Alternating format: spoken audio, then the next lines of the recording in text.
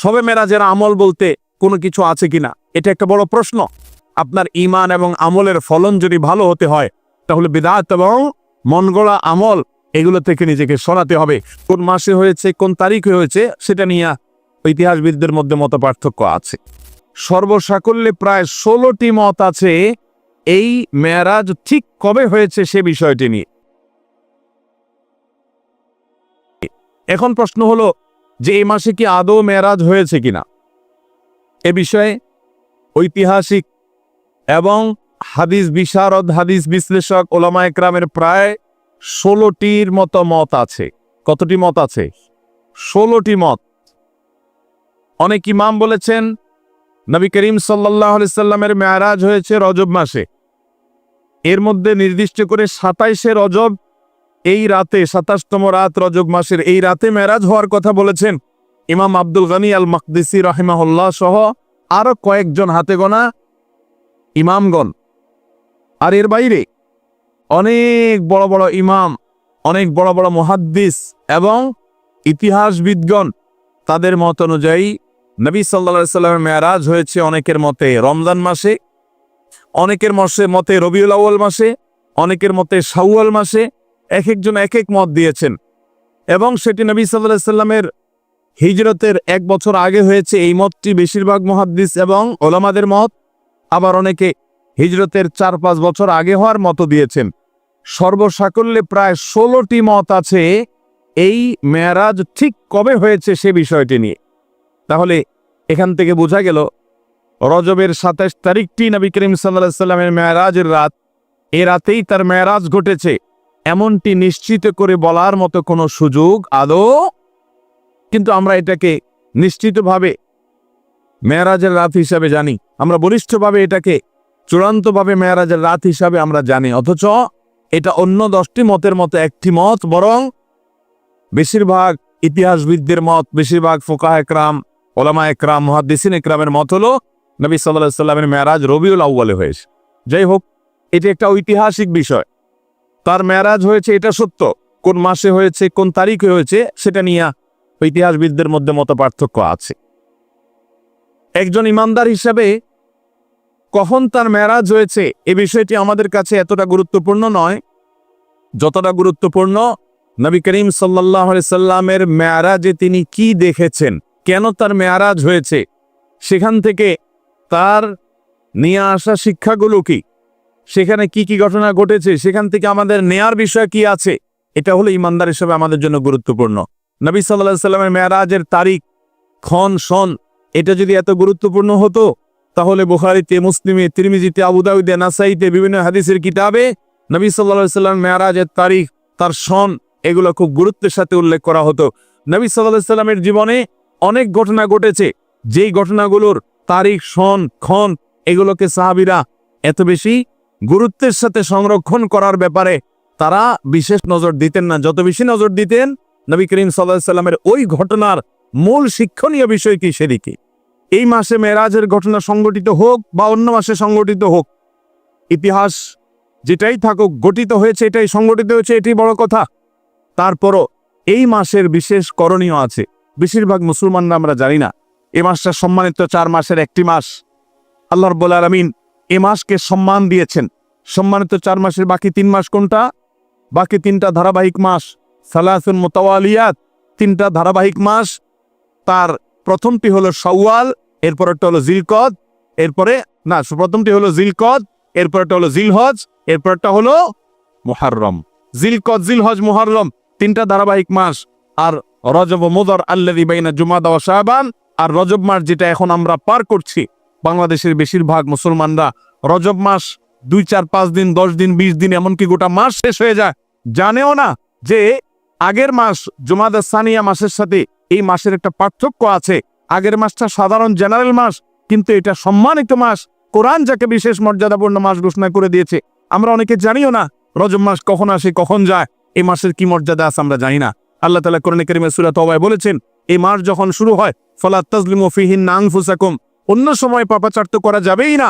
সম্মানিত মাসের সম্মান রক্ষার্থে যে কোনো পাপ, অপরাধের কাজ, গুনাহের কাজ থেকে বাঁচার জন্য একটু বিশেষভাবে চেষ্টা করতে হবে। এই রজব মাসে যে কোনো পাপ করতে গিয়ে যদি আপনার বুক একবারও আপনার ভেতর থেকে যদি আপনাকে বাধা দেয়, তাহলে বুঝতে হবে আপনি এই মাসের সম্মান অন্তত জেনেছেন, অনুধাবন করেছেন। এই ধারণাই আমাদের সমাজ থেকে বিলুপ্ত হয়ে গেছে। আল্লাহ তাআলা আমাদেরকে সম্মানিত মাসের সম্মান রক্ষা করার তৌফিক দান করুন। ভাইরা আমার, এর বাইরে সম্মানিত মাসে যুদ্ধ বিগ্রহ করাকে আল্লাহ তাআলা নিষেধ করে দিয়েছেন। আমরা ঝগড়াঝাটি থেকে বেঁচে থাকার চেষ্টা করব। এছাড়া এ মাসে অন্যান্য রুটিন যে 5 ওয়াক্ত নামাজ ইত্যাদি আছে, অন্য সময়ের চাইতে এ মাসের বিশেষ গুরুত্বের সাথে করবে। এর বাইরে শবে মেরাজের আমল বলতে কোনো কিছু আছে কিনা, এটা একটা বড় প্রশ্ন। আমরা যখনই রজব মাস শুরু হয় তখনই আমরা জিজ্ঞাসা করতে থাকি আলেমদের কাছ থেকে যে শবে মেরাজের নামাজ কিভাবে পড়ব, এই শবে মেরাজের আমলটা কি। শবে মেরাজ উপলক্ষে সারা রাত জেগে ইবাদত করা এবং শবে মেরাজ উপলক্ষে 26তম দিন পার হয়ে 27তম রাত যখন শুরু হয় তখন সাহারি খেয়ে 27 রজবে রোজা রাখা, এটা আমাদের সমাজে বহুল প্রচলিত। অথচ ভাইরা আমার, যেটা আমরা শুরুতে বলেছি, রজব মাসের 27 তারিখে নবী সাল্লাল্লাহু আলাইহি ওয়াসাল্লামের মেরাজ হয়েছে এমনটি নিশ্চিত কোনো বিষয় নয়। নবীজির মেরাজ হয়েছে সেটা মহাসত্য, সেটা চরম সত্য। সেটা কি রজবে হয়েছে, না জুমাদাল, নাকি সে রবিউল আউয়ালে হয়েছে, নাকি রমাদানে হয়েছে, নাকি শাওয়ালে হয়েছে, 15-16টি মত আছে ইতিহাসবিদদের। যদি ধরেও নেই আমরা রজবের এই 27 তারিখই হয়েছে, যেমন কোন কোন ইমামগণ বলেছেন, সে আলোকে যদি আমরা ধরেও নেই, তারপর আমরা বলবো নবী সাল্লাল্লাহু আলাইহি ওয়াসাল্লামের মেরাজ হয়েছে হিজরতের আগে। এরপর নবী সাল্লাল্লাহু আলাইহি ওয়াসাল্লাম প্রায় 11 বছর বেঁচে ছিলেন।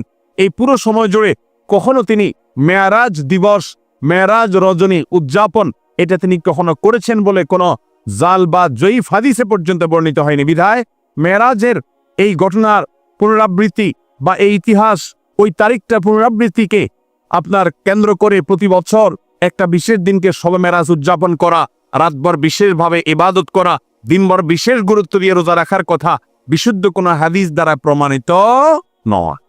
আমরা শুধুমাত্র মেরাজের বিষয় থেকে শিক্ষা গ্রহণ করব, মেরাজ থেকে আনিত নামাজটা আমরা আদায় করব। এর বাইরে এই তারিখকে কেন্দ্র করে রাতভর ইবাদত আপনি অন্য সময় করতে চাইলে এই মাসেও করেন, এই রাতেও করেন, অন্য সময় নফল নামাজ পড়েন, আপনি এই দিনে নফল নামাজ পড়ার নিষেধ নাই। কিন্তু মেরাজকে কেন্দ্র করে কোনো নামাজ, মেরাজকে কেন্দ্র করে কোনো রোজা, এটা কোনো বিশুদ্ধ হাদিস দ্বারা বর্ণিত হয় নাই। অনেকে এই রজব মাসে বিশেষ উমরা করেন, যেটাকে উমরায়ে রজবিয়া বলে। এটার বিশেষ ফজিলতের কথা মানুষ নিজেরা অনেকে বানিয়ে নিয়েছে, অথচ এটিও কোনো বিশুদ্ধ হাদিস দ্বারা বর্ণিত হয়নি। অনেকে 27 রজবে সালাতুর রাগায়েব নামে বিশেষ প্রক্রিয়া, বিশেষ নামাজ পড়ে, এটাও কোনো হাদিস দ্বারা বর্ণিত হয় নাই। আল্লাহ কোরআনে বলেছেন, মা আতাকুমুর রাসূলু ফাখুযু ওয়া মা নাহাকুম আনহু ফান্তাহু, তোমাদেরকে রাসূল যা দিয়েছেন সেটা আঁকড়ে ধরো, যা নিষেধ করেছেন সেটা থেকে তোমরা বেঁচে থাকো। মন গড়া কোনো আমল করলে সওয়াব তো হবেই না, উল্টা বরং গুনাহ হবে। আমাদের সমাজে অনেক মানুষ আছেন যারা আজকাল এই সমস্ত কথা শুনলে বলেন যে এটা নাই সেটা নাই, কিছু লোক বাইরে হয়েছে, এটা নাই সেটা নাই শুধু বলে। ভাইরা বাবারা আমার, কোরআন এবং হাদিসে যদি থাকে আপনি 100 বার আমল করেন, আপনি একটু দেখেন, একটু যাচাই করেন, একটু চেক করেন। কোরআন হাদিস অনুবাদ হয়ে গেছে, কোনো বই পুস্তক না, হয় কোরআনে, আল্লাহর নবী করিম সাল্লাল্লাহু আলাইহি ওয়াসাল্লামের কোনো হাদিসে। ইসলাম ফাউন্ডেশন প্রায় সবগুলো বইয়ের অনুবাদ করেছে, বড় বড় প্রসিদ্ধ হাদিস গ্রন্থগুলো। আপনি চেক করে দেখেন যে মেরাজের রাতকে কেন্দ্র করে, মেরাজের দিনকে, দিবসকে কেন্দ্র করে কোনো আমল সাহাবা ইকরাম করেছে কিনা, নবী সাল্লাল্লাহু আলাইহি ওয়াসাল্লাম করেছে কিনা। তিনি যদি করে আপনি কেন করবেন না? আর যদি তিনি না করেন তো মনে রাখবেন, দেখতে মনে হয় নামাজ ভালো জিনিসই তো, আবার এখানে বাধা কেন? অনেকে বলেও যে রাত্রে মানুষ নামাজ পড়বে, চুরি তো করবে না, গান তো শুনবে না, তাহলে কিছু হুজুররা বাধা কেন দেয়? ভাইরা আমার, নামাজ আপনি পড়েন, এটাতে কোনো সমস্যা নেই, কিন্তু এই রাতে কোরআন হাদিসের নির্দেশ, ইসলামের নির্দেশ মনে করে যদি কোনো কাজ করেন, অথচ ইসলাম আপনাকে নির্দেশ করে নাই, তাহলে সেটা হলো মন গড়া আমল। মন গড়া আমলকে বলা হয় বেদাত, আর বেদাত হলো গোমরাহি, ভ্রষ্টতা, ওয়া কুল্লু দালালাতিন ফিন্নার। আর নবীজি বলেছেন সকল ভ্রষ্টতার ঠিকানা কোথায়? জাহান্নাম। আমরা যখন খেতে চাষ করি, চাষ করলে শুধুমাত্র যখন আপনি ধানের গাছ লাগান, শুধু ধান গাছ হয় না সাথে আগাছাও হয়? আগাছা দেখতে ধানের মতো না? আমরা কি সে আগাছাগুলো রেখে দেই নাকি আস্তে আস্তে তুলে ফেলে দেই? যদি কেউ মনে করে আরে ধান গাছ তো অল্প একটু জায়গাতে আছে, আগাছা আগাছার জায়গায় হয়েছে, সমস্যা কি? এই বেচারাকে তুলে কেন মেরে ফেলতে হবে? থাকুক না, ধান গাছও থাকুক, ওইটাও থাকুক, তাহলে ধানের ফসলের ফলন ভালো হবে। আপনার ঈমান এবং আমলের ফলন যদি ভালো হতে হয়, তাহলে বিদআত এবং মন গড়া আমল এগুলো থেকে নিজেকে সরাতে হবে। আপনি এমনি নিজে থেকে নফল আমল করেন, সেটা ভিন্ন কথা, কিন্তু বিশেষ কোনো দিবসে কোরআন হাদিসে আছে বা ইসলামের নির্দেশ মনে করে, বিশেষ ফজিলত মনে করে যখন করবেন, তখন সেটা বিদআতে পর্যবসিত হবে। অতএব মেরাজ এটাকে উদযাপন নয়, আসুন মেরাজকে উপলব্ধি করার চেষ্টা করি। মেরাজকে ঘটা করে পালন করা নয়, বরং মেরাজের শিক্ষাগুলো দিয়ে আমাদের জীবনকে আমরা সাজাবার চেষ্টা করব তো ইনশাআল্লাহ। আল্লাহ রাব্বুল আলামিন আমাদের সবাইকে মেরাজের এই গুরুত্ব বুঝার তৌফিক দান করুন। এই মেরাজের অন্যতম বড় শিক্ষা হলো আমাদের প্রিয় নবী সাল্লাল্লাহু আলাইহি সাল্লামের মর্যাদা কত বেশি। এই মেরাজ থেকে আমরা উপলব্ধি করার সুযোগ পাই, কারণ তিনি তার হাবিবকে ডেকে নিয়ে গেছেন এবং অন্য নবীদের সাথে সাক্ষাৎ করিয়েছেন, নবী এবং রাসূলদের ইমামতি করিয়েছেন। এতগুলো বিষয় দিয়ে আল্লাহ তাআলা প্রমাণ করেছেন তার হাবিবের মর্যাদা কত বেশি। সেই সাথে মসজিদে আকসা এবং বাইতুল মাকদিসের যে মর্যাদা অনেক বেশি, সেটাও কিন্তু এই মেরাজের ঘটনা থেকে বোঝা যায় যে আল্লাহর হাবিবকে আল্লাহ তাআলা সেখানে প্রথমে নিয়ে গেছেন এবং বলেছেন কোরআনে যে তার চতুর্পাশে আল্লাহ তাআলা বারাকা দিয়েছেন। অতএব আমরা মেরাজের এই সকল শিক্ষাগুলো আমরা অর্জন করার চেষ্টা করব তো ইনশাআল্লাহ। এই শিক্ষাগুলো ধারণ করব তো আমরা ইনশাআল্লাহ। আল্লাহ আমাদেরকে তৌফিক দান করুন। মোহতারাম হাজরিন, মসজিদে আকসায় যদি কেউ 1 রাকাত সালাত আদায় করে, বিভিন্ন রকম বর্ণনা আছে, কোন বর্ণনা আছে আল্লাহ রাব্বুল আলামিন তাকে 500 রাকাত নামাজের সওয়াব দান করবেন। বহু নবী রাসূলগণ যে মসজিদের ইমাম ছিলেন, মুয়াজ্জিন ছিলেন, মুক্তাদি ছিলেন, সেই মসজিদে আল্লাহ রাব্বুল আলামিন জীবনে মৃত্যুর আগে আমাদেরকে একবার হলেও যাওয়ার তৌফিক দান করুন।